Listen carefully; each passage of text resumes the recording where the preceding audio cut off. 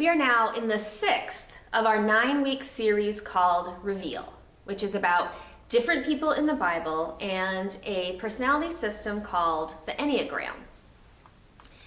It's hard to get it exactly right because when exploring the Enneagram, it's up to the individual person to determine their type.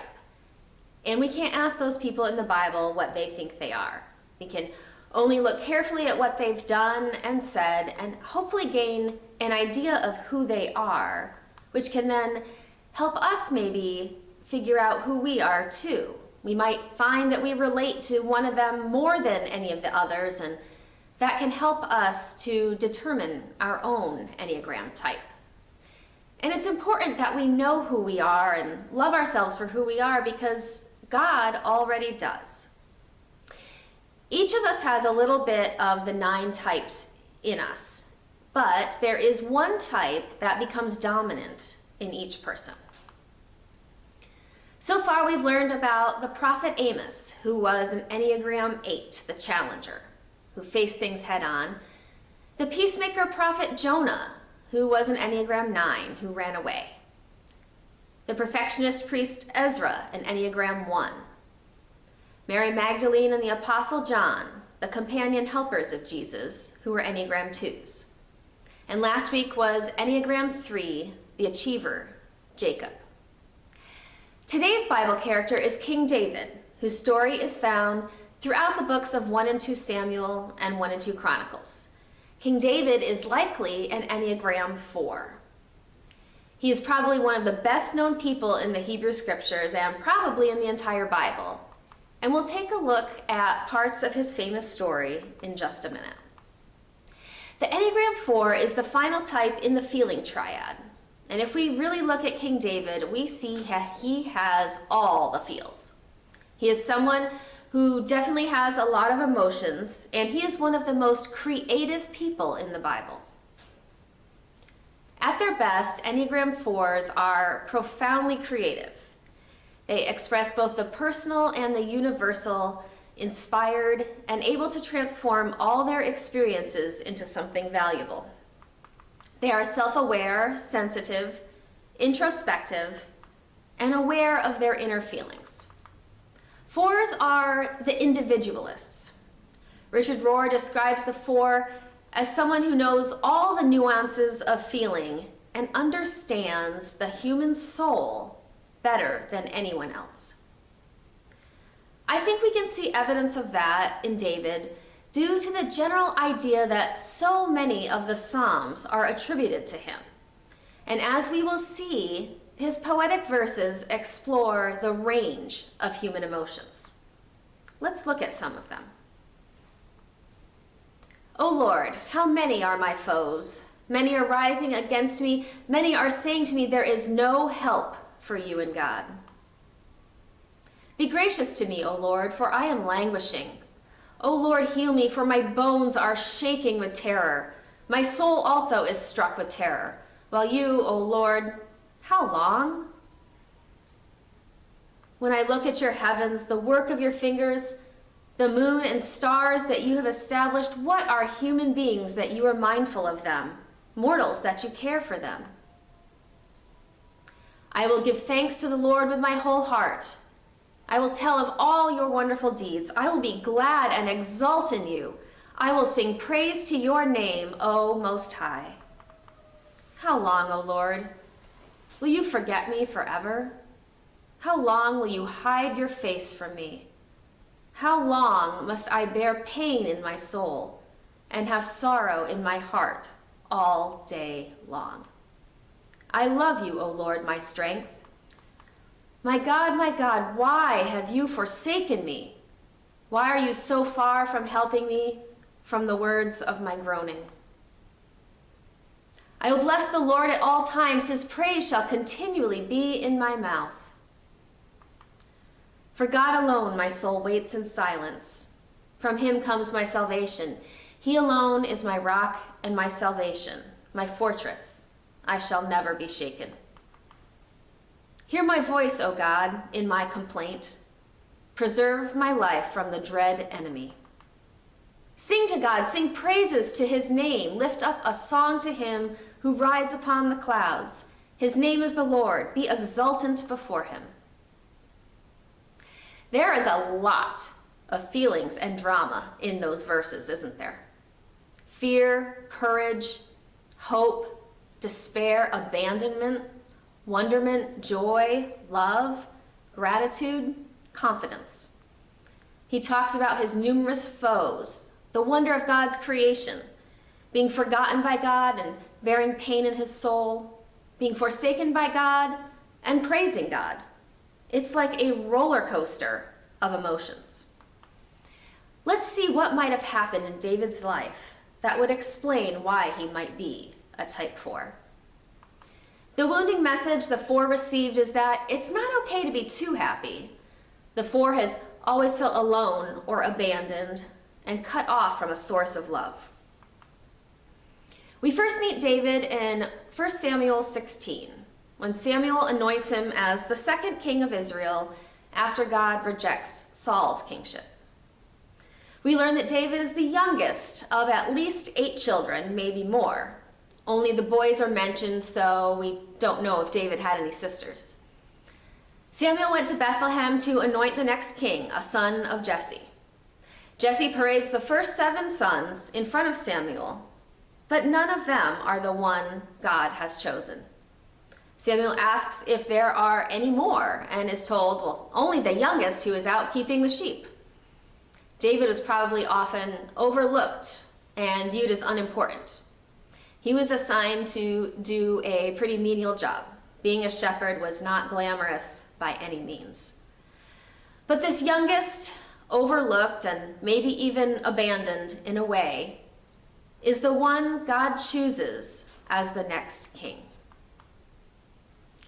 The next story about David is probably one of the most well-known, and if you went to Sunday school or church camp as a kid, you might have heard about it, when he killed Goliath with a sling and a stone. It's a popular story that is used to cheer on the underdog, the person without strength and power.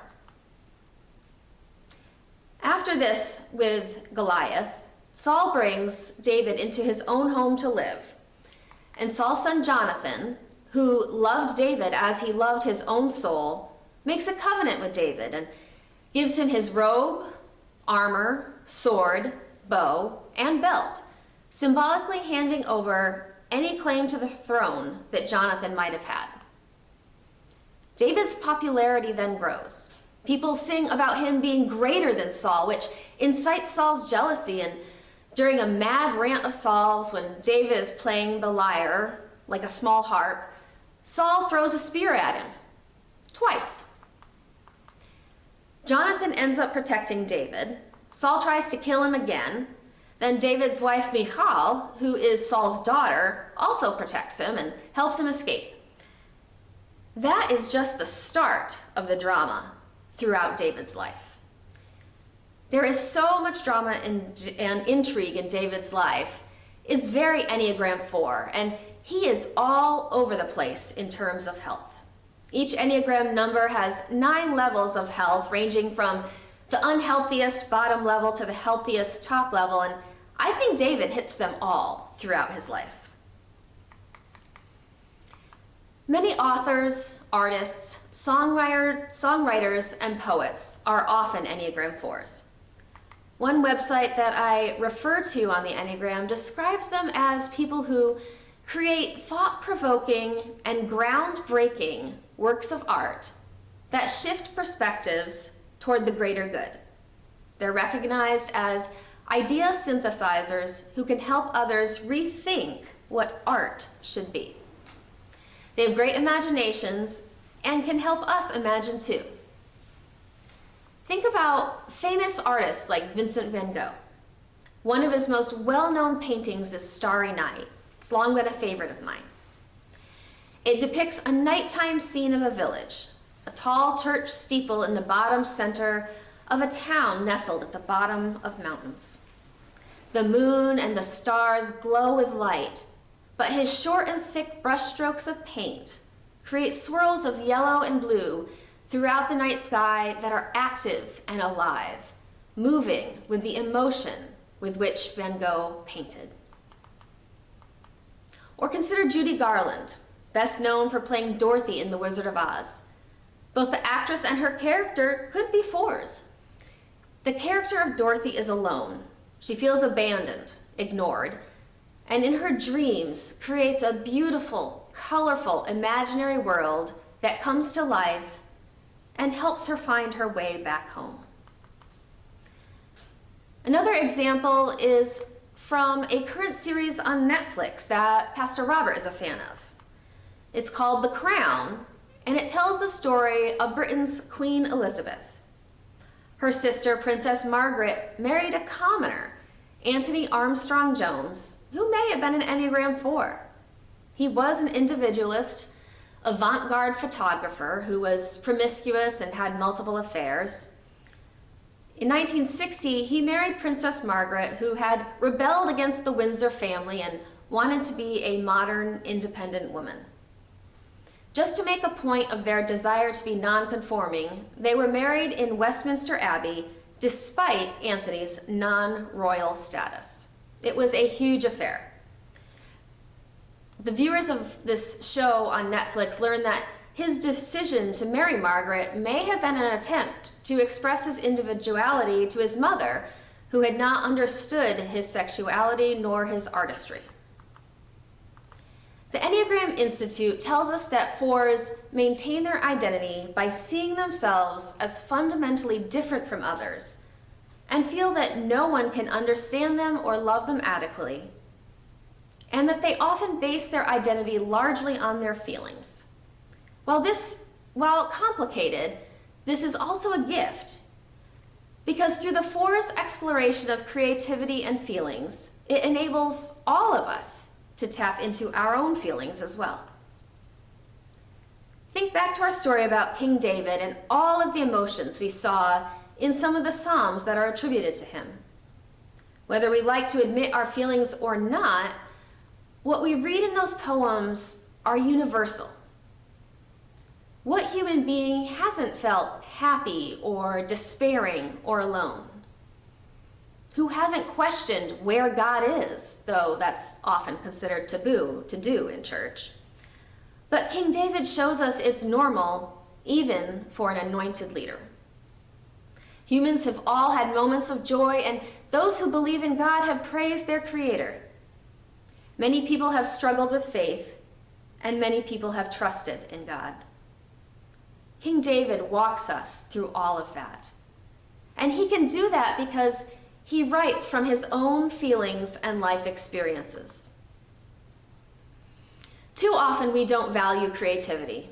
In schools, art and music programs are often the first to go in budget cuts. But we all benefit from creativity, whether it's through the books we read, the movies we watch, the art we contemplate, or the music we listen to. The arts teach us to appreciate beauty, to appreciate our innovations and our discoveries, not just for their net worth, but for their intrinsic value. And those 4s who can tap into their gifts of creativity and expression are valuable and help make us all better through those gifts.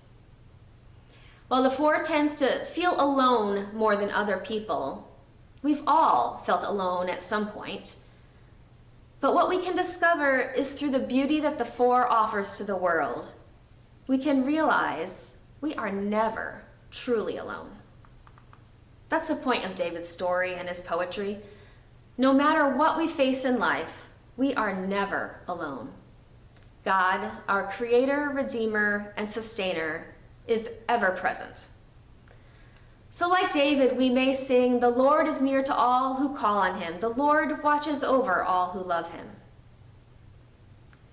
My prayer for you today is that whether you are an inspired individualist like David or not, you may know the powerful presence of God in your life, today, tomorrow, and every day. Amen.